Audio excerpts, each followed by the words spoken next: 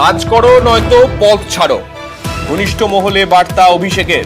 পঞ্চায়েত পুরসভা মন্ত্রিত্বেও কড়া বার্তা ইঙ্গিত।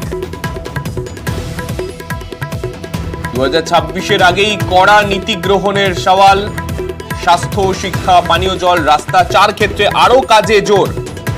নবজোয়ার কর্মসূচিতে দেওয়া প্রতিশ্রুতি পূরণে জোর অভিষেকের।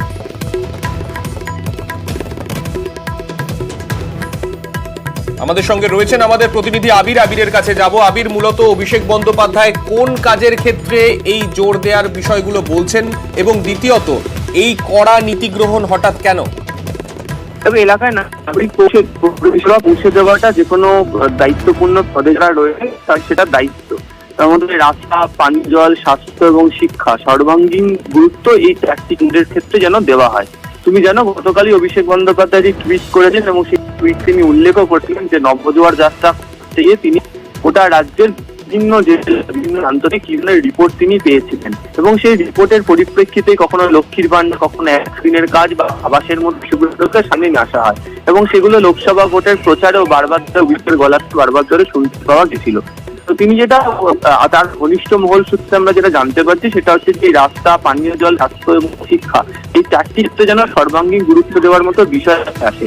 একই রকম ভাবে যেটা মনে করা হচ্ছে সেটা হচ্ছে যে 2024-এর যে লোকসভা নির্বাচনের ফল লক্ষ্য করতে পারা গেছে, তাতে তৃণমূল কংগ্রেস ভালো সংখ্যক আসন পেল। বহু জায়গাতে তৃণমূল কংগ্রেসের, বিশেষ করে যেগুলো পুরো এলাকা রয়েছে সেই জায়গাগুলোতে তৃণমূল কংগ্রেসের ফল কতগুলো জায়গাতে খারাপ হয়েছে।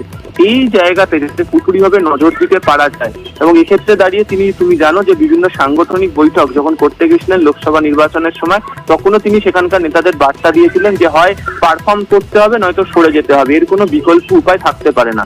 যেহেতু 2026-এর রোডম্যাপ এখন থেকে তৃণমূল কংগ্রেস শুরু দিতে চাইছে, সেই সূত্রে যেটা জানতে পারা যাচ্ছে সেটা হচ্ছে যে পারফর্ম যারা করতে পারছেন তাদেরকে সর্বাঙ্গীন গুরুত্ব দেওয়া হোক, যারা পারফর্ম করতে পারছেন না তাদের ক্ষেত্রে গুরুত্ব বিষয়টি যেন লঘু করা হয়। তো এই ক্ষেত্রে দাঁড়িয়ে সেই বার্তাটাই তিনি দিয়ে রেখেছেন যে হয় পারফর্ম করো নয়তো পদ আঁকড়ে বসে থাকার মতো কোনো জায়গাতে নেই।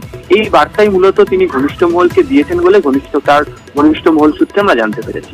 বেশ।